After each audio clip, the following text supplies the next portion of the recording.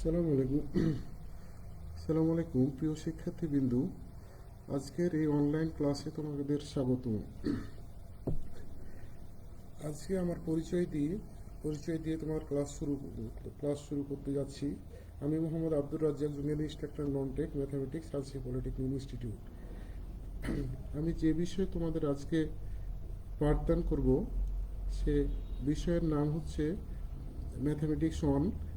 Subject code হচ্ছে 659 on.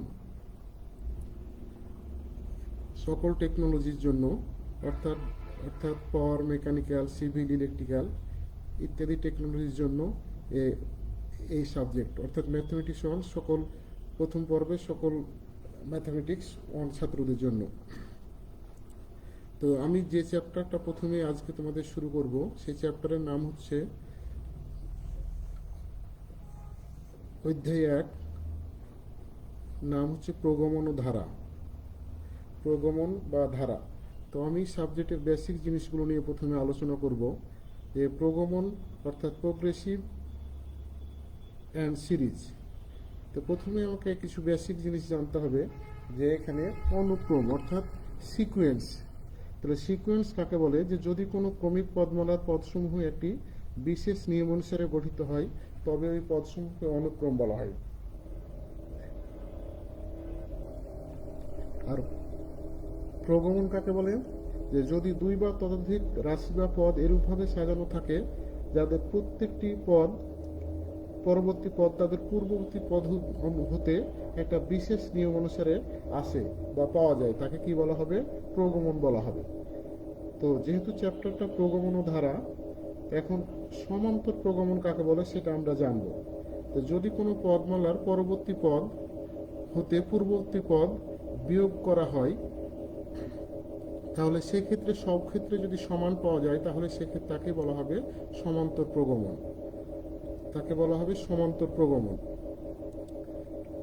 তো একইভাবে সমান্তর প্রগমনের উদাহরণ দিই আমি, যেমন 1, 2, 3 ডট ডট ইত্যাদি। তো যেগুলো কমার সাহায্যে লেখা হবে সেগুলোকে বলা হবে প্রগমন। আর এই 1, 2, 3 এগুলোর মাঝে যদি প্লাস চিহ্ন দেওয়া হয় তাহলে সেগুলোকে বলা হবে ধারা। তাহলে আমরা প্রগমন ধারার মধ্যে পার্থক্য পেলাম।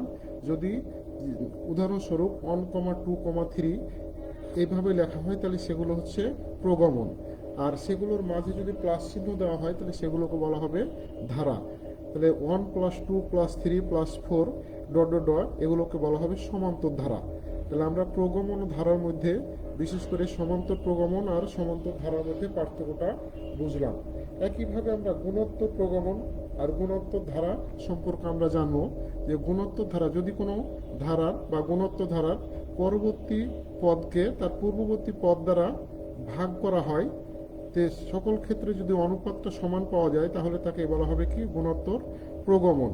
তাহলে একইভাবে যে গুণোত্তর প্রগমন কমার সাহায্যে লেখা হয় আর ধারাটা মাঝে প্লাস চিহ্ন দেওয়া হয়। তাহলে আমি আরও ক্লিয়ার করি গুণোত্তর ধারা কাকে বলে। তাহলে যদি কোনো প্রগমনের পরবর্তী পদকে পূর্ববর্তী পদ দ্বারা ভাগ করা হয় তাহলে সকল ক্ষেত্রে যদি সমান অনুপাত পাওয়া যায়, অর্থাৎ একই ধরনের অনুপাত পাওয়া যায়, তাহলে তাকে বলা হবে গুণোত্তর ধারা। উদাহরণস্বরূপ 2 + 4 + 8 + 16 + ডট ডট ডট। যেমন 4কে 2 দ্বারা ভাগ করলে হয় 2, একইভাবে 8কে 4 দ্বারা ভাগ করলে হয় 2। যেহেতু বলা হলো পরবর্তী পদকে তার পূর্ববর্তী পদ দ্বারা ভাগ করলে সমান অনুপাত, অর্থাৎ প্রত্যেক ক্ষেত্রে আমি কি পাচ্ছি? অনুপাতটা সমান পাচ্ছি, অর্থাৎ 2 পাচ্ছি। তাহলে এটাকে বলা হবে কি? গুণোত্তর ধারা। তাহলে এখন গুণোত্তর ধারার এবং সমান্তর ধারার কিছু কিছু গুরুত্বপূর্ণ সূত্র আছে, সেই সূত্রগুলো সম্পর্কে আমি আলোচনা করতে চাই। তাহলে প্রথমে দেখি যে সূত্রগুলো।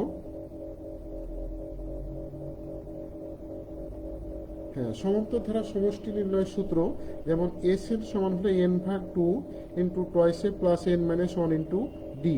তাহলে এখানে এসএনটা কি? এন সংখ্যক পদের সমষ্টি, আর এনটা হলো পদসংখ্যা, অর্থাৎ এন সংখ্যক পদ, n/2 × টয়েসে প্লাস n-1 × ডি। এখানে এটা হলো প্রথম পদ। যদি একটা ধারা 1 + 2 + 3 + 4 এভাবে থাকে তাহলে এ সমান হলো 1 হবে, অর্থাৎ প্রথম পদ, এর মানটা হলো প্রথম পদ, এ সমান 1। আর এন সংখ্যক পদের জন্য এন মাইনাস ওয়ান দেওয়া হয়েছে, আর ডিটা হলো ডিফারেন্স অর্থাৎ সাধারণ অন্তর। ডিফারেন্সটা কি জিনিস? যদি 1 + 2 + 3 থাকে তাহলে যে পরবর্তী পদ থেকে পূর্ববর্তী পদ বাদ দিলে অর্থাৎ 2 - 1 সমান হলো 1। একইভাবে 3 - 2 হলো 1। এই যে ডিফারেন্স, এখানে ডিফারেন্স মানে হলো ডি, মানে বিয়োগ, যে পরবর্তী পদ থেকে পূর্ববর্তী পদের বিয়োগফলটাই হচ্ছে ডিফারেন্স। তাহলে আমি পাইলাম সমান্তর ধারার সমষ্টি নির্ণয়ের সূত্রটা হলো এসএন সমান হলো n/2 × টয়েসে প্লাস n - 1 × ডি। তাহলে সমান্তর ধারা এনতম পদের সূত্র কি? এগুলো আমরা আগেই জানি, আগে অর্থাৎ 9 10-এ অনেকে পড়ে আসছি, 9 10-এই ছিল এই সূত্রগুলো। তারপরে আমি আবার স্মরণ করে দিই প্রিয় ছাত্রছাত্রীদের যে a + n - 1 × ডি, এটা প্রথম পদ, এন হলো পদসংখ্যা, আর ডিটা হলো সাধারণ অন্তর। একইভাবে গুণোত্তর ধারার এনতম পদের সূত্র হলো এ আর n - 1। এখানে এটা হলো প্রথম পদ, আরটা হলো সাধারণ অনুপাত। এটা কি? প্রথম পদ, আর হলো সাধারণ অনুপাত, আর এন হলো পদসংখ্যা n - 1। এখন যদি উদাহরণস্বরূপ বলা হয় যে কোনো ধারার গুণোত্তর ধারার প্রথম পদ এ দেওয়া আছে 2, আর সাধারণ অনুপাত আর দেওয়া আছে 3, তাহলে সেক্ষেত্রে আমরা যদি 10তম পদ বের করি তাহলে সূত্র ফেলতে পারি। এর মানটা বসিয়ে দেব 2, আর এর মানটা যদি সাধারণ অনুপাত পাই 3 তাহলে 3, আর এন মানে হলো 10তম পদ বের করতে বলে এন এর মানটা 10 বসাবো, 10 বা অর্থাৎ 10 বসাবো। তাহলে একইভাবে গুণোত্তর ধারার সমষ্টি নির্ণয়ের সূত্র আমাদের জানতে হবে, যেগুলো তোমাদের ফার্স্ট সেমিস্টার ম্যাথমেটিক্স 1 পরীক্ষার জন্য খুবই গুরুত্বপূর্ণ। গুণোত্তর ধারার সমষ্টি এসএন সমান হলো a × r⁴n - 1, নিচে হলো r - 1। তো এই সূত্রটা এখানে দুইটা সূত্র দেওয়া আছে, প্রয়োজনে তিনটে সূত্র ব্যবহৃত হয়। তাহলে a × r⁴n - 1, নিচে হলো r - 1। এখানে r এর মানটা হলো 1-এর চেয়ে বড় হবে, অর্থাৎ r > 1। কেন বড় হবে? দেখতে পাচ্ছি r⁴n - 1, তাহলে অনুপাতটা সাপোজ 1 2 4 3 2 4 8 যদি থাকে, এরকম 2 + 4 + 8 + 16 এই ধারাটা হয়, তাহলে এখানে দেখতে পাচ্ছি আর এর মানটা কত? 2, অর্থাৎ পরবর্তী পদকে তার পূর্ববর্তী পদ দিয়ে ভাগ করলে সেটা আসে 2। তাহলে আর এর মানটা 2, আর এর মানটা যদি 2 হয় তাহলে এক্ষেত্রে যেহেতু আর এর মানটা সাধারণ অনুপাতটা 1-এর চেয়ে বড়, তাহলে এই সূত্রটা প্রযোজ্য হবে, অর্থাৎ a × r⁴n - 1, নিচে হলো r - 1। একইভাবে যদি আর এর মানটা <1 হয় তাহলে সেক্ষেত্রে সমষ্টি নির্ণয়ের সূত্র এসএন। এসএনটা কি? এন সংখ্যক পদের সমষ্টি। তাহলে এসএন সমান হলো a × 1 - r⁴n / 1 - r। তার প্রিয় শিক্ষার্থীবৃন্দু, সবাই মনে রাখার চেষ্টা করবে, এখানে আর এর মান অর্থাৎ সাধারণ অনুপাতের মান গুণোত্তর ধারার ক্ষেত্রে যদি আর এর মানটা 1-এর চেয়ে ছোট হয় তাহলে সূত্রটা হবে a × 1 - r, a × 1 - r⁴n, নিচে হলো 1 - r। এটা কখন প্রযোজ্য হবে? যদি আর এর মান অর্থাৎ সাধারণ অনুপাতের মানটা যদি 1-এর চেয়ে ছোট হয়। আর আরেকটা সূত্র আছে যে এসএন সমান a/1 - r। যদি এটা ইনফিনিটি সংখ্যক পদ হয়, অর্থাৎ অসীম পদ হয়, সেক্ষেত্রে a/1 - r হয়। এখানে আরো কিছু মধ্যক নির্ণয়ের সূত্র আছে। প্রিয় শিক্ষার্থীবৃন্দ, সবাই লক্ষ্য রাখবে যে মধ্যক নির্ণয়ের সূত্র আছে। এখানে যেহেতু ধারা দুইটা, সমান্তর ধারা আর গুণোত্তর ধারা সম্পর্কে আলোচনা করা হয়েছে, তাহলে এখানে মধ্যক নির্ণয়ের সূত্র গুণোত্তর ধারার ক্ষেত্রেও আছে, আবার সমান্তর ধারার ক্ষেত্রেও ব্যবহার করা হয়েছে। তাহলে মধ্যক নির্ণয়ের সূত্র আমি দেখি প্রথমে। সমান্তর ধারার ক্ষেত্রে দুটি পদ এ ও বি এবং সমান্তর মধ্যক এস হলে তাহলে কি হবে? তাহলে এখানে আমি একটু দেখি যে দুটি পদ এ এবং বি, তাহলে সমান্তর মধ্যক এস বলা হয়েছে। এসও হতে পারে, সিও হতে পারে, আমার ইচ্ছা মতো আমি অন্য টার্মও ব্যবহার করতে পারি। তাহলে এখানে যেহেতু বলা হয়েছে এক্স, তাহলে পদটা মূলত হবে a, x, b।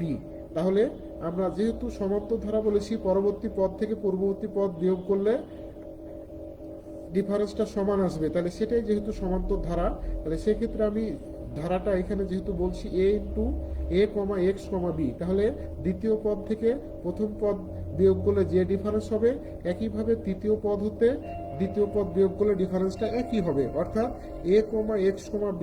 এই ধারার ক্ষেত্রে যদি আমি বলি x - a, অর্থাৎ দ্বিতীয় পদ থেকে প্রথম পদ বিয়োগ সমান হলো তৃতীয় পদ যদি b ধরি b - x, তাহলে এটা মধ্যক নির্ণয়ের সূত্র। তাহলে এখান থেকে আমি আলটিমেটলি বলতে পারি যে x - a সমান হলো b - x। এটাকে যদি একটু সিম্পলিফিকেশন করা হয় তাহলে x সমান আসবে a + b/2, অর্থাৎ মধ্যক নির্ণয়ের সূত্র সমান্তর ধারার ক্ষেত্রে যদি মধ্যকটা এক্স হয়, অর্থাৎ দুটি পদ এ এবং বি এর মধ্যে সমান্তর মধ্যক এক্স হয়, তাহলে আমি বলতে পারি এক্স সমান এ প্লাস বি ভাগ 2। তাহলে একইভাবে আমরা গুণোত্তর মধ্যকের ক্ষেত্রে বলতে পারি যে দুটা পদ যদি এ এবং বি হয় আর মধ্যক এক্স হয়, তাহলে আগেরটা বললাম আমি সমান্তর মধ্যকের ক্ষেত্রে, আর এটা হচ্ছে গুণোত্তর মধ্যকের ক্ষেত্রে। গুণোত্তর মধ্যকের ক্ষেত্রে যদি দুটা পদ এ এবং বি হয় আর মধ্যক এক্স হয়, তাহলে বলতে পারি আমি মূলত যে এক্স ভাগ এ সমান হলো বি ভাগ এক্স, অর্থাৎ এক্স স্কোয়ার সমান হলো এ বি, অর্থাৎ আরও সিম্পলিফাই করলে পাওয়া যায় এক্স সমান হলো plus minus root over A B. তাহলে এক্ষেত্রে মধ্যক এক্স দিয়ে বোঝানো হয়েছে, অনেক ক্ষেত্রে সি লিখতে পারি, আমরা ডি লিখতে পারি, যখন যেটা প্রয়োজন বা অঙ্কে যেভাবে বলবে সেভাবে আমরা লিখতে পারি। তো এগুলো ব্যবহার করে আমরা পরবর্তীতে অঙ্ক করব এই সূত্রগুলো ব্যবহার করে। আমরা নেক্সটে যাই। কিছু অতি সংক্ষিপ্ত সূত্র কোশ্চিন আছে, আমরা সবাই লক্ষ্য রাখার চেষ্টা করি অতি সংক্ষিপ্ত কোশ্চিনগুলো। যে অতি সংক্ষিপ্ত প্রথমে যেমন একের একে আছে, কোন শর্তে এ কমা বি কমা সি গুণোত্তর ধারাটিকে গুণোত্তর প্রগমন বলা হবে। তো আমি চ্যাপ্টারের শুরুতে বলেছি যে যে গুণোত্তর প্রগমন বা গুণোত্তর ধারার ক্ষেত্রে যে তিনটা পদ যদি এ কমা বি কমা সি হয়, তাহলে সেক্ষেত্রে আমরা লিখতে পারি এ ভাগ বি সমান হলো বি ভাগ সি, অর্থাৎ এটাও লেখা যেতে পারে যে বি ভাগ এ সমান হলো সি ভাগ বি। তাহলে এখান থেকে যদি আমি একটু সিম্পলিফাই করি তাহলে লিখতে পারি বি স্কয়ার সমান এসি, অর্থাৎ বি সমান plus minus root over AC. এটা লেখা যেতে পারে, বিভিন্ন জায়গায় সূত্র হিসেবে আমরা ব্যবহার করতে পারি যে বি সমান হলো plus minus root over AC. অর্থাৎ তাহলে প্রিয় শিক্ষার্থীবৃন্দ এখান থেকে সহজেই বোঝা যায়, তাহলে যেহেতু আমি গুণোত্তর ধারা ডেফিনিশনের সময় বলেছি যে কোনো গুণোত্তর ধারা পরবর্তী পদকে তার পূর্ববর্তী পদ দ্বারা ভাগ করলে যদি অনুপাত সমান হয়, তাহলে সেটাই হলো গুণোত্তর ধারা। তাহলে এখানে দেখা যাচ্ছে তিনটি পদ আছে এ কমা বি কমা সি, তাহলে দ্বিতীয় পদ বি কে প্রথম পদ দ্বারা ভাগ করা হয়েছে, অর্থাৎ বি ভাগ এ সমান হলো সি ভাগ বি লেখা যেতে পারে। যদিও এখানে লেখা হয়েছে এ ভাগ বি সমান বি ভাগ সি, একই কথা, এটাকে যদি ঠিকভাবে লিখি তাহলে এটাও লেখা যেতে পারে যে বি ভাগ এ সমান হলো সি ভাগ বি। তাহলে এটা গুণোত্তর ধারার ক্ষেত্রে। এখানে 2 নম্বর কোশ্চিনে আছে যে এ কমা এ আর ইন্টু এ আর স্কয়ার গুণোত্তর এনতম পদ কত। তাহলে এনতম পদ আমি প্রথমে সূত্রে বলেছি যে গুণোত্তর ধারা এনতম পদের সূত্র হলো এ আর এন মাইনাস 1। এটা আমাকে সূত্র পড়তে হবে, আর এটা ব্যবহার করে অনেকগুলো অঙ্ক আছে, যেমন এখানে 10তম পদ, 11তম পদ, 12তম পদ, এগুলো জানতে চাইতে পারে যে 10তম পদ কত, গুণোত্তর ধারার এর মান, অর্থাৎ প্রথম পদের মান দেওয়া থাকবে, সাধারণ অনুপাতের মান দেওয়া থাকবে, দিয়ে বলবে এনতম পদ কত বা 10তম পদ কত। এগুলো আমাদের মূল সূত্র হলো এটা। গুণোত্তর ধারার ক্ষেত্রে এনতম পদের সূত্র হলো এ সমান হলো এ r to the power n minus 1। তাহলে এন এর মান 10 হতে পারে, এর মান দেওয়া থাকবে, আর এর মান দেওয়া থাকবে, এ হলো প্রথম পদ, আর হলো সাধারণ অনুপাত। তাহলে একইভাবে 2 নম্বর আমি যাই, 3 নম্বর কোশ্চেনে যাই, a plus a r plus a r square plus dot dot dot plus হলো এ আর এন মাইনাস 1। এটা আমি সমষ্টি অতি যখন সূত্র আলোচনা করেছি তখনই আমি এটা ব্যাখ্যা করেছি, এখানে আর ব্যাখ্যা করার দরকার নাই। এখন এখন 1-4 যাচ্ছি আমি, যে কোন শর্তে এ কমা বি কমা সি প্রগমনটি সমান্তর প্রগমন হবে, সমান্তর প্রগমন হবে। তাহলে এখান থেকে দেখি আমি যে আগে তো আমি পড়েছি গুণোত্তর প্রগমনের কথা, গুণোত্তর প্রগমন বা ধারার সম্পর্কে আলোচনা করেছি অতি সংক্ষিপ্ত কোশ্চেনে। এখন এখন আমি প্রগমন, সমান্তর প্রগমন সম্পর্কে আলোচনা করব। সমান্তর প্রগমনে আলোচনা করা হয়েছে, তো এখন অতি সংক্ষিপ্ত কোশ্চেনে 4 নম্বরে আছে কোন শর্তে এ কমা বি কমা সি প্রগমনটি সমান্তর প্রগমন হবে। তাহলে এ কমা বি কমা সি সমান্তর প্রগমন হলে আমি আগে বলেছি যে সমান্তর প্রগমন ক্ষেত্রে ডিফারেন্সটা সমান হবে, অর্থাৎ পরবর্তী পদ থেকে পূর্ববর্তী পদ বিয়োগ দিলে যে ডিফারেন্সটা আসবে প্রত্যেক ক্ষেত্রে সমান হবে, তাহলে সেটা একমাত্র সমান্তর প্রগমন বা সমান্তর ধারা হতে পারবে।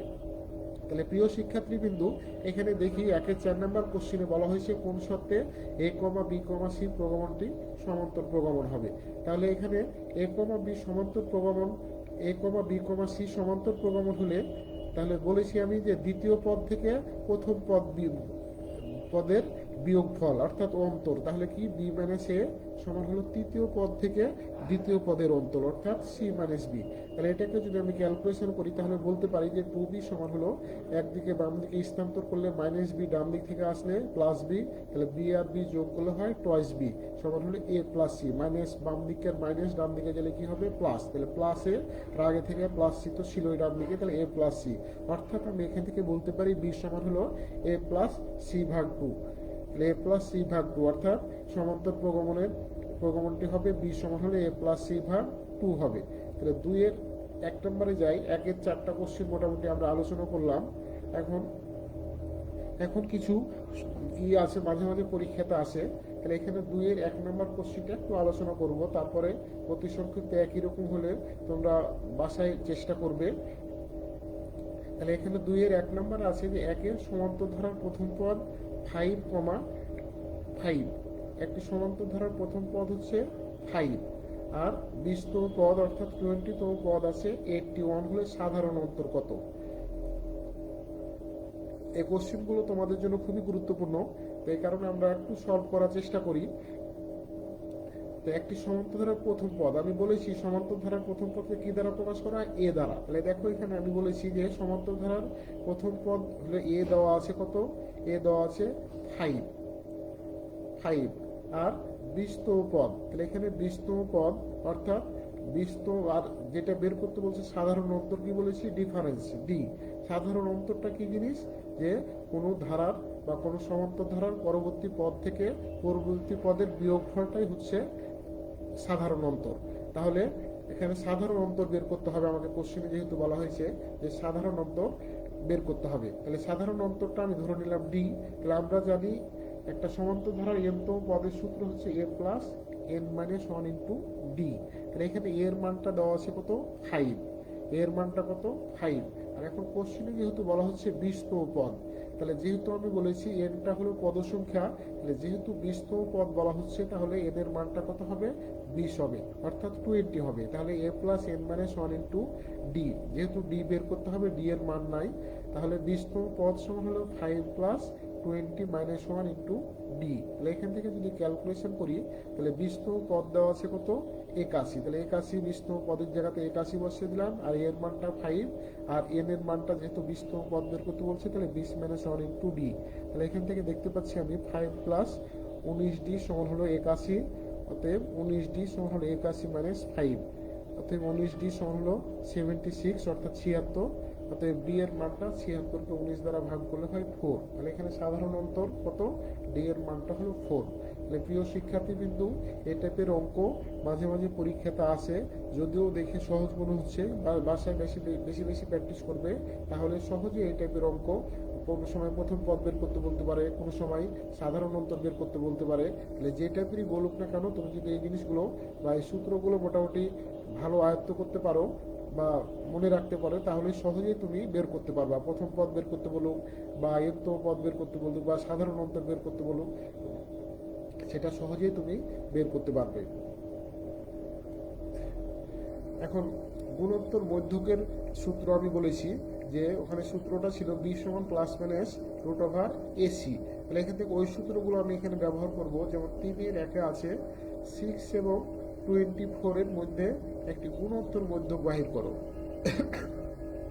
কি বলা হয়েছে? 6 এবং 24-এর মধ্যে একটি গুণোত্তর মধ্যক বাহির করো। তাহলে গুণোত্তর মধ্যক বাহির করতে বলছে, তাহলে এখানে দেখি আমরা যে আমি প্রথমেই সূত্র আলোচনা করার সময় বলেছিলাম যে 6 এবং 24-এর মধ্যে একটি গুণোত্তর মধ্যক বাহির করো। তাহলে এখান থেকে আমি ধরে নিব যে 6 এবং 24-এর মধ্যে গুণোত্তর মধ্যক বি, যে কোনো ধরা যায় বি, এ, সি, যেটা ধরবো আমি আমার মতো করে আমি সেটাই হবে। তাহলে গুণোত্তর মধ্যক ধরলাম বি, তাহলে পদটা হবে কি 6, বি, 24। তাহলে পদটা কি হবে? 6, বি, 24। তাহলে প্রথম পদ হলো 6 এখানে, আর দ্বিতীয় পদ যেহেতু গুণোত্তর মধ্যক বি ধরেছি তাহলে বি, আর তৃতীয় পদটা 24। তাহলে প্রিয় শিক্ষার্থীবৃন্দ একটু সবাই লক্ষ্য রাখবে যে এখানে যেহেতু প্রথম পদ 6, তাহলে দেখলাম আমি 6 ভাগ বি সমান হলো 6 ভাগ বি সমান হলো বি ভাগ 24, অথবা এটাও লেখা যেতে পারে বি ভাগ 6 সমান হলো 24 ভাগ বি। দুইভাবেই লেখা যেতে পারে, একই কথা, উল্টে দিলে বি ভাগ 6 সমান হলো 24 ভাগ বি। তাহলে এখান থেকে যদি আমি কোনাকুনি গুণ করি তাহলে বি স্কয়ার সমান হয় 144, অর্থাৎ 144। বি স্কয়ার সমান 144, অতএব বি সমান হলো √144। কারণ যখন স্কোয়ার থেকে ডান দিকে শুধু বি এর মান বের করা হয় তখন ডান দিকে একটা √ হয়ে যায়। কোনো কোনো জায়গায় প্লাস মাইনাসও ব্যবহার করা হয়েছে, তো যেহেতু কোনো কোনো বইয়ে প্লাস মাইনাস ব্যবহার করা হয়েছে, প্লাস মাইনাসও দেওয়া যাবে, বা কোনো কোনো বই ব্যাখ্যা করছে যে না এখানে পজিটিভ মানটা নিতে হবে, তো নেওয়া যাবে, অসুবিধা নাই। এখানে পজিটিভ মানটা নিয়ে করা হয়েছে, তো পজিটিভ মানই নিচ্ছি আমরা। যে 144-এর উপর √ মানে হলো 12, অর্থাৎ 12। তাহলে আমি ফাইনালি দেখি যে 6 এবং 24-এর মধ্যে গুণোত্তর মধ্যক পাওয়া গেল 12, যেটা সহজেই বের করা যায়। সূত্রটাতে যদি আমরা লিখি যে বি সমান √AC, এই সূত্রে ফেলে দিলে সহজেই আমরা গুণোত্তর মধ্যকের মানটা পেয়ে যাব।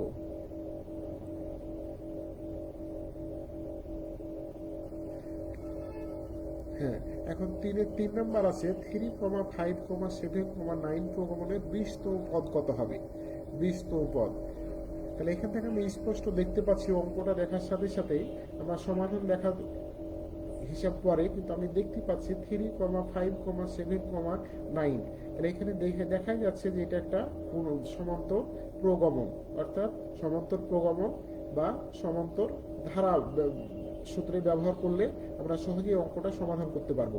তাহলে কেন এটা সমান্তর ধারা বা প্রগমন হচ্ছে? 5 থেকে 3 বাদ দিলে কত হয়? 2। 5 থেকে 3 বাদ দিলে কত হয়? 2। 7 থেকে 5 বাদ দিলে কত হয়? 2। 9 থেকে 7 বাদ দিলে কত হয়? 2। অর্থাৎ ডিফারেন্সটা প্রত্যেক ক্ষেত্রে সমান আসছে, কারণ এটা একটা কি সমান্তর প্রগমন, অর্থাৎ সমান্তর ধারা। এটা তাহলে সমান্তর ধারার ক্ষেত্রে তো পদের সূত্র তো আমরা আগেই প্রথম চ্যাপ্টারের শুরুতেই পড়েছি যে a plus n minus 1 into D, a plus n minus 1 into d. তাহলে এখানে আমি সূত্রে যাই যে প্রথম পদ এর মানটা কত দেওয়া আছে? 3। তাহলে এ সমান কত? 3। সাধারণত ডি মানে ডিফারেন্স, সাধারণত ডি ডিফারেন্স। ডিফারেন্সটা কি জিনিস? প্রথমে আমি বলেছি যে পরবর্তী পদ থেকে তার পূর্ববর্তী পদের বিয়োগফল, অর্থাৎ 5 থেকে 3 বাদ দিলে কত হয়? 2। কেউ যদি মনে করে 7 - 5 দিব তাও হবে, 7 - 5 মানে 2, অর্থাৎ ডিফারেন্সটা প্রত্যেক ক্ষেত্রে সমান আসতে হবে। পরবর্তী পদ থেকে পরবর্তী পদের ডিফারেন্সটা সমান আসবে। তাহলে ডি সমান হলো 5 - 3 সমান হলো 2। তাহলে প্রিয় শিক্ষার্থী বিন্দু, আমরা সমান্তর ধারা এন্ত পদের সূত্রটা এখন ব্যবহার করব। যে আমরা জানি এন্ত পদ সমান হলো a plus n minus 1 into d. এন্ত পদের সূত্র কি? a plus n minus 1 into d. তাহলে যেহেতু 20তম পদ বের করতে বলেছে, তাহলে 20তম পদ সমান হলো 3 প্লাস 20 মাইনাস 1 ইন্টু ডি এর মানটা কত? যেহেতু 20তম পদ n এর জায়গাতে 20 বসানো হয়েছে, আর ডি এর মানটা কত? 2। তাহলে এখান থেকে 3 প্লাস 20 থেকে 1 বাদ দিলে কত হয়? 19। 19 দুগুণা কত? 38। তাহলে 38 আর 3 যোগ করলে হয় 41। তাহলে 20তম পদ কত? 41। তাহলে প্রিয় শিক্ষার্থী বিন্দু, এই অঙ্কগুলো মাঝে মাঝে অতি সংক্ষিপ্ত কোশ্চেনে আসে, তো তোমরা সবাই বাসায় বেশি বেশি প্র্যাকটিস করবে। এই টাইপের অঙ্ক প্রত্যেকটা বইয়ে প্রত্যেক বিভিন্ন ধরনের বই অনেক উদাহরণ দেওয়া হয়েছে, উদাহরণগুলো প্র্যাকটিস করবে বেশি বেশি। অতি সংক্ষিপ্ততে এই টাইপের অনেকগুলো কোশ্চেন আছে, তোমরা বাসায় প্র্যাকটিস করবে।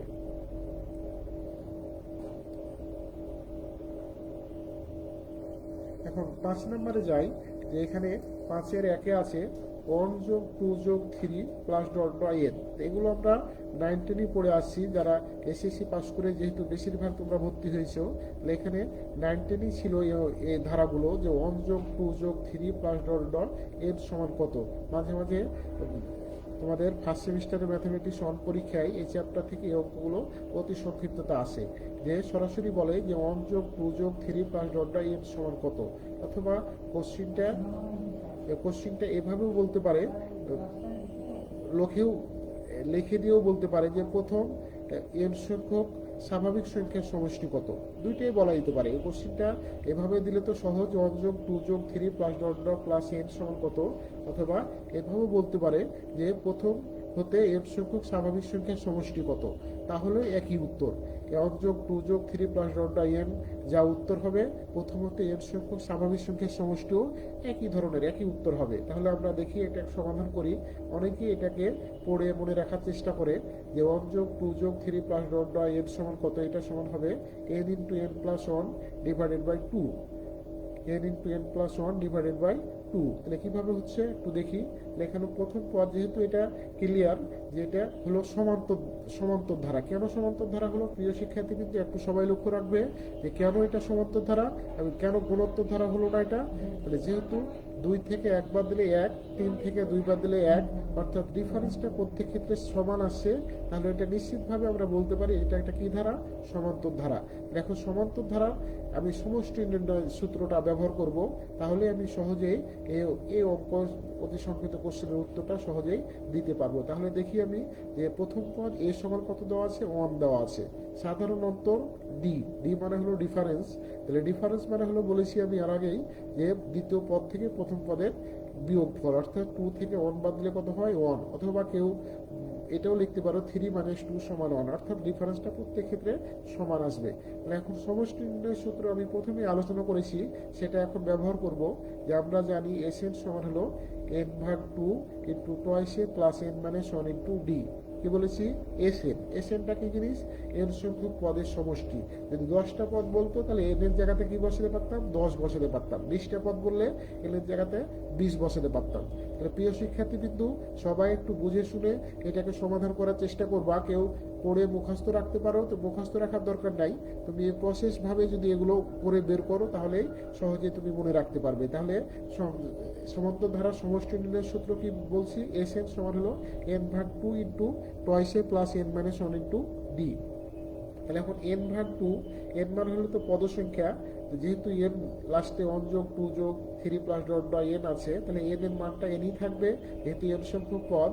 আর টয়েসে প্লাস n-1 ইন্টু ডি। তাহলে a এর মানটা, a যেহেতু প্রথম পদ এখানে দেওয়া আছে 1, তাহলে এর জায়গাতে 1 বসাবো আমি। তাহলে n-1 ইন্টু আর সাধারণ অন্তর ডি এর জায়গাতে কি বসাবো, 1 বসাবো। দেখতে পাচ্ছি 2 সমান হলো 1। এটাকে যদি সমাধান করা হয় তাহলে n/2 into toys 2 plus n-1, তাহলে n 2 থেকে 1 বাদ দিলে হচ্ছে 1, অর্থাৎ n+1। তাহলে সূত্রটা আলটিমেটলি হচ্ছে আমাদের 1 যোগ 2 যোগ 3 plus dot dot plus n সমান হলো n into n+1 divided by 2। তাহলে প্রিয় শিক্ষার্থী বিন্দু, এই টাইপের অনেক সূত্র আছে, তোমরা এই নিয়মে যেভাবে আমি বের করে দেখালাম এখানে সেভাবে বের করে মনে রাখতে পারো, অথবা তোমাদের তাড়াতাড়ি উত্তর দেওয়ার জন্য সেটা মনে রাখতে পারো। যে কোনো একভাবে লিখলেই তোমরা, যদি 2 থাকে অঙ্কে তাহলে 2 পাবা, ব্যাখ্যা করে পড়লেও 2 পাবা, অথবা সরাসরি লিখতে পারলেও 2 পাবা। যেহেতু এগুলো অতি সংক্ষিপ্ত কোশ্চেনের উত্তর, তো সহজেই যেভাবে হোক যেন ভুল না হয় সে চেষ্টা করবে। তাহলে একটু এদিকে লক্ষ্য রাখো, এখানে তো আমি প্রথমতে 5-এর 1-এ বলেছি প্রথমতে n সংখ্যক স্বাভাবিক সংখ্যার সমষ্টি, তাহলে কত পাওয়া গেল, n into n+1 divided by 2। এরপরে দেখো কিছু একই টাইপের সেম হোমওয়ার্ক আছে যেগুলো তোমরা বাসায় করবে, প্রত্যেকটা বইয়ে দেওয়া আছে, তোমরা নিজে নিজে বের করার চেষ্টা করবে। দেখো প্রথমে 5-এর 2-এ দেওয়া আছে 1 + 3 + 5 + 7 প্লাস ডলার প্লাস n। তাহলে এখানে আমরা একটা জিনিস লক্ষ্য রাখো সবাই, যে 1টা হলো কি বিজোড় সংখ্যা, 3টাও বিজোড় সংখ্যা, 5টাও বিজোড় সংখ্যা, 7টাও বিজোড় সংখ্যা। তাহলে তোমরা নির্দ্বিধায় এই কোশ্চেনটা দুইভাবে করা যেতে পারে, যে প্রথম হতে m সংখ্যক স্বাভাবিক বিজোড় সংখ্যার সমষ্টি কত। তাহলে এভাবে বলতে পারে পরীক্ষাতে, আবার বলতে পারে যে প্রথম হতে n সংখ্যক স্বাভাবিক বিজোড় সংখ্যার সমষ্টি কত। অনেক সময় এই কোশ্চেনগুলো চাকরির পরীক্ষাতেও আসে, এই কারণে এগুলো অবহেলা করবা না, একটু ভালোভাবে বুঝে পড়ার চেষ্টা করবে। তাহলে এখান থেকে দেখা যাচ্ছে যে 1 যোগ 3 যোগ 5 প্লাস 7 প্লাস n। তাহলে প্রথম হতে n সংখ্যক স্বাভাবিক সংখ্যার সমষ্টি হচ্ছে n²। কিভাবে, তুমি যদি যেভাবে আমি প্রথমে 5-এর 1 বের করে দেখাচ্ছি, একইভাবে তুমি যদি এখানে এর মানটা 1, ডি এর মানটা 3 থেকে 1 বাদ দিলে 2 দিয়ে ব্যবহার করো, তাহলে আসবে n²। তাহলে শর্টকাট মনে রাখতে পারবে, যদিও এখানে করে দেওয়া নাই, তোমরা বাসায় হোমওয়ার্ক হিসেবে সেটা করতে পারবা, যে প্রথম হতে n সংখ্যক স্বাভাবিক বিজোড় সংখ্যার সমষ্টি হলো n²। একইভাবে 5-এর 3-এ যে হোমওয়ার্কটা দেওয়া আছে তোমাদের ভবিষ্যৎ জীবনের জন্য খুবই গুরুত্বপূর্ণ এবং এগুলো কাজে লাগবে, যে প্রথম হতে স্বাভাবিক জোড় সংখ্যার সমষ্টি কত। প্রথম হতে স্বাভাবিক জোড় সংখ্যার সমষ্টি কত। তাহলে প্রথম হতে স্বাভাবিক n সংখ্যক স্বাভাবিক জোড় সংখ্যার সমষ্টি কত। তাহলে দেওয়া আছে 2 + 4 + 6 প্লাস ডট ডট n সমান কত। কথা বললেন না এখানে কথা বললেন না, 2 + 4 + 6 প্লাস ডট ডট n সমান কত। তাহলে এখানে প্রথমত স্বাভাবিক জোড় সংখ্যার সমষ্টি আমরা যে প্রথম অঙ্কটা 5-এর 1-এ ব্যাখ্যা করে দেখাচ্ছি, এই নিয়মে তুমি যদি এ এর মানটা 2 আর ডি এর মানটা 4 থেকে 2 বাদ দিলে 2 অথবা 6 থেকে 4 বাদ দিলে 2 ব্যবহার করো, তাহলে সহজেই এখান থেকে পাওয়া যাবে যে প্রথমত স্বাভাবিক জোড় সংখ্যার সমষ্টি n ইন্টু n প্লাস 1। তোমরা এভাবে মনে রাখতে পারো অথবা 5-এর 1-এর মতো বের করে দেখাতে পারো। তাহলে 2 plus 4 plus 6 plus dot dot n, অর্থাৎ প্রথমত স্বাভাবিক জোড় সংখ্যার সমষ্টি হলো n ইন্টু n প্লাস 1, যেটা তোমাদের ভবিষ্যৎ জীবনে চাকরির বিভিন্ন পরীক্ষায় দেখতে পাবে বা চাকরির পরীক্ষায় এই কোশ্চেনটা তোমাদের জন্য খুবই গুরুত্বপূর্ণ। তাহলে প্রথমটা কি বললাম, যে প্রথমত স্বাভাবিক বিজোড় সংখ্যার সমষ্টি হলো n স্কয়ার, আর প্রথমত স্বাভাবিক জোড় সংখ্যার সমষ্টি অর্থাৎ 2 plus 4 plus 6 plus dot dot n সমান হলো n ইন্টু n প্লাস 1। একইভাবে 5-এর 4-এ আছে, এগুলো তোমরা পড়ার চেষ্টা করবে, হয়তো মনে রাখতে তোমাদের কষ্ট হবে, তবে ওই আমি যেভাবে 5-এর 1-এ ব্যাখ্যা করে বের করেছি এভাবে বের করবা, তাহলে সহজেই তোমাদের মনে থাকবে বা মনে রাখতে পারবে। তাহলে দেখো 5-এর 4-এ আছে 1 square plus 2 square plus 3 square plus dot dot n square, অর্থাৎ এই কোশ্চেনটা শর্টকাট বলা যেতে পারে যে প্রথম হতে স্বাভাবিক n সংখ্যক স্বাভাবিক সংখ্যার বর্গের সমষ্টি কত। তাহলে এভাবেও কোশ্চেনটা আসতে পারে পরীক্ষাতে যে প্রথম হতে n সংখ্যক স্বাভাবিক বর্গের সংখ্যার সমষ্টি কত, বর্গের সমষ্টি কত, স্বাভাবিক সংখ্যার বর্গের সমষ্টি কত, যে প্রথম হতে n সংখ্যক স্বাভাবিক সংখ্যার বর্গের সমষ্টি কত। তাহলে এই সূত্রটা তোমরা মনে রাখার চেষ্টা করবে, n into n plus 1 into twice n plus 1 divided by 6। তো এগুলো তোমাদের পরীক্ষার জন্য এমনকি ভবিষ্যৎ চাকরি জীবনের পরীক্ষার জন্য খুবই গুরুত্বপূর্ণ, এ কারণে খুবই গুরুত্ব সহকারে পড়ার চেষ্টা করবে। তাহলে দেখো 8-এর 1-এ যাই, আমি একটু ব্যাখ্যা করছি 8-এর 1-এ যে এ এবং বি সংখ্যা দুটি সমান্তর মধ্য কত। এই কোশ্চিনটা আমি প্রথমেই আলোচনা করেছি, যখন অতি সংক্ষিপ্ত কোশ্চিন পড়াচ্ছি তখনই আলোচনা করেছি যে দুটা সংখ্যার যদি সমান্তর মধ্যক বের করতে বলে, তাহলে সমান্তর মধ্যক আমি যে কোনোটা ধরতে পারি, অর্থাৎ এ কমা বি, আর সমান্তর মধ্যক সিও ধরতে পারি, এক্সও ধরতে পারি, ডিও ধরতে পারি, যেটা ইচ্ছা আমি ব্যবহার করতে পারি। তাহলে এখান থেকে ফুললি পদটি হবে এ কমা, যেহেতু এখানে এক্স ধরা হয়েছে এ কমা এক্স কমা বি, তাহলে এখানে এক্স এর মানটা হবে, তোমরা শর্টকাট মনে রাখবা যে সংখ্যা দুটা সমান্তর মধ্যক বের করতে বলবে সে দুটাকে যোগ করে 2 দ্বারা ভাগ করলেই সে সংখ্যা দুটা সমান্তর মধ্যক বের হয়ে যাবে। এটা শর্টকাট নিয়ম যে সংখ্যা দুটো দেওয়া আছে এখানে এ এবং বি, সেই সংখ্যা দুটি সমান্তর মধ্যক যদি বের করতে বলা হয় তাহলে সেই সংখ্যা দুটোকে যোগ করে কি করতে পারবো, আমি 2 দ্বারা ভাগ করলে ওই সংখ্যা দুটো সমান্তর মধ্যক বের হয়ে যাবে। তাহলে দেখো প্রিয় শিক্ষার্থী বিন্দু, এখানে সহজেই দেখতে পাচ্ছ যে এই দুটার যদি সমান্তর মধ্যক আমি এক্স ব্যবহার করেছি, এখানে এক্স দেওয়া হয়েছে, তোমরা সিও ধরতে পারো, তাহলে এক্স ধরলে এক্স, সি ধরলে সি, তাহলে সি সমান বা এক্স সমান হলে এ প্লাস বি ভাগ 2, অর্থাৎ যে সংখ্যা দুটো সমান্তর মধ্যক বের করতে বলবে ওকে দুইটা সংখ্যা দুটাকে যোগ করে 2 দ্বারা ভাগ করতে হবে, তাহলে সহজেই আমরা সমান্তর মধ্যক বের করতে পারি। অর্থাৎ যে সংখ্যা দুটো সমান্তর মধ্যক বের করতে বলবে ওই দুটাকে যোগ করে 2 দ্বারা ভাগ করতে হবে। তাহলে একইভাবে 8-এর 2 এই জিনিসগুলো আগেই আমি ব্যাখ্যা করেছি, তারপর আবার বলতেছি যে এ কমা বি সংখ্যা দুটার গুণোত্তর মধ্যক কত। তাহলে আমি সহজেই বলতে পারি গুণোত্তর মধ্যক যে পদটা হবে মূলত এ কমা এক্স কমা বি। তাহলে গুণোত্তর ধারার সূত্র অনুযায়ী আমি এখানে বলতে পারি যে এ ভাগ এক্স সমান হলো বি ভাগ এক্স।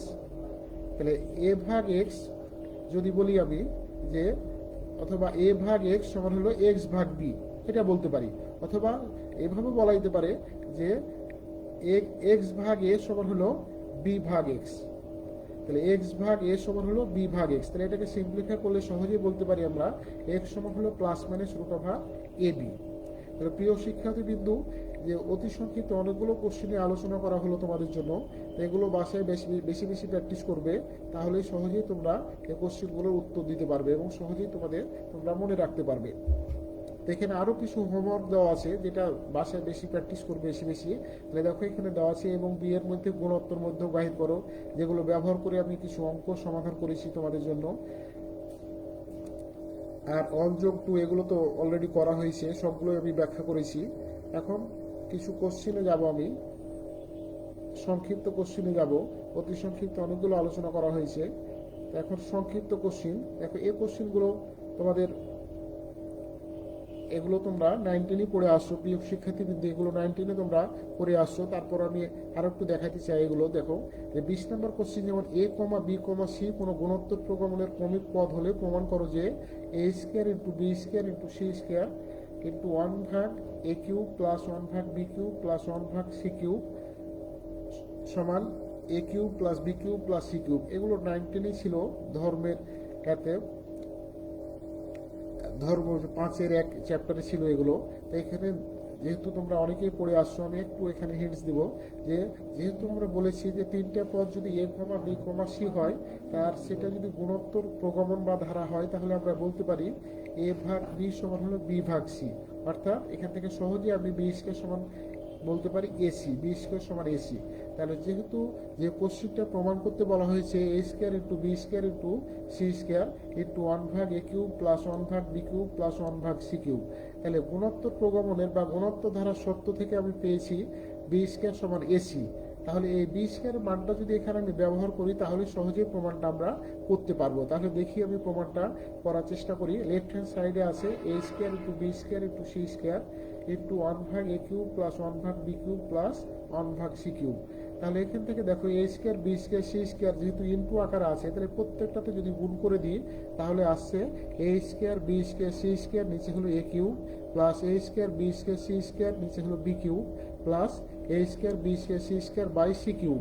তাহলে এখান থেকে আমি এই নিচে যেহেতু এ কিউব আছে, এ স্কয়ার দিয়ে এ কিউবকে কাটাকাটি করলে নিচে থাকবে এ, তাহলে থাকছে উপরে B square into C square নিচে হলো বাই এ। একইভাবে প্লাস বি কিউব আছে নিচে, উপরে আছে বি স্কয়ার। তাহলে বি স্কয়ার আর বি কিউবের মধ্যে কাটাকাটি করলে, যেহেতু বি স্কয়ার মানে 2টা বি আর বি কিউব মানে তিনটে বি এর গুণফল, তাহলে বি স্কয়ার আর বি কিউব কাটাকাটি করে থাকছে নিচে বি। তাহলে দ্বিতীয় টার্মে থাকছে a square into C square by হলো বি। একইভাবে তৃতীয় টার্মে থাকছে কাটাকাটি করলে সি স্কয়ার আর সি কিউবের মধ্যে কাটাকাটি করলে নিচে থাকছে a square into b square by c. তাহলে b square c square by a plus a square c square by b plus a square b square by c. তাহলে এখান থেকে প্রিয় শিক্ষার্থী বিন্দুটি সহজেই দেখতে পাচ্ছ যে গুণোত্তর প্রগমনের সত্যটা উপরে আমি বের করে রেখেছি, সেটা ব্যবহার করব আমি। তাহলে বি স্কয়ারের জায়গাতে কি ব্যবহার করব? এসি। বি স্কয়ারের জায়গাতে কি? এসি। তাহলে প্রথম টার্মেই ছিল বি স্কয়ার, তাহলে বি স্কয়ারের জায়গাতে এসি বসাবো আমি। তাহলে বি স্কয়ারের জায়গাতে এসি ব্যবহার করেছি। আর দ্বিতীয় টার্মে দেখতে পাচ্ছ যে এ স্কয়ার সি স্কয়ার আছে, তাহলে এটাকে যদি আমি এসি এর উপর হোল স্কয়ার দিই আর এসি এর মানটা যদি আমি বি স্কয়ার বসাই, দেখো সেটাই বসানো হয়েছে। আর তৃতীয় টার্মটাতে এ স্কয়ার ইন্টু বি স্কয়ার, তাহলে বি স্কয়ারের মানটা বসানো হয়েছে এসি। সেটাকে সহজেই সমাধান করলে দেখতে পাচ্ছ যে বললাম আমি এই জায়গাতে যে বি স্কয়ার যেহেতু ছিল, সেই জায়গাতে মান বসানো হয়েছে এসি। তাহলে AC into C square by হলো এ, আর ওখানে এ স্কয়ার সি স্কয়ার ছিল, এই কারণে ওটাকে আমি একটা ব্র্যাকেটে লিখতে পারছি এসি এর উপর whole square, R plus a square B স্কয়ারের মানটা এখানে এসি ব্যবহার করা হয়েছে বাই সি। তাহলে এখান থেকে দেখতে পাচ্ছ প্রিয় শিক্ষার্থী বিন্দু, এ আর এ কেটে দিলে কি থাকছে? C cube. তাহলে প্রথমটা অলরেডি চলে আসছে, সি আর সি স্কয়ার গুণ দিলে কত হয়? C cube.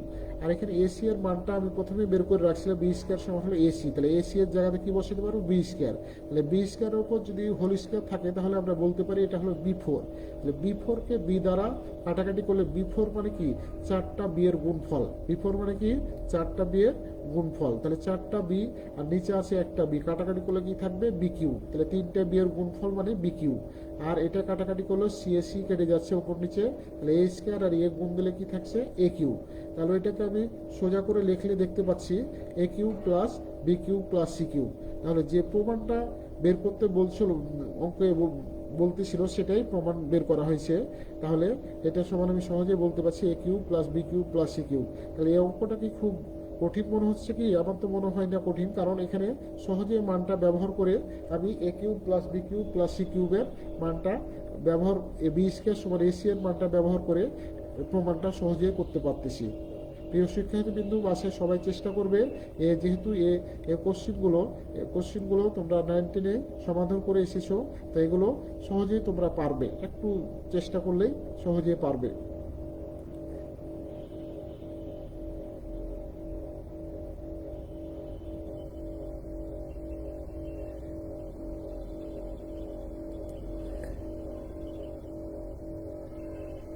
তো প্রিয় শিক্ষার্থীবৃন্দু, সবাইকে আজকে প্রথম পদের ম্যাথমেটিক্স অন ক্লাসে সবাইকে ধন্যবাদ। আর তোমরা এই কষ্ট করে এই সুন্দর সকালে ক্লাস করার জন্য এই কোভিড-19 সবাইকে সুরক্ষা রেখে স্বাস্থ্যবিধি মেনে ক্লাস করার চেষ্টা করবে এবং বাসায় যে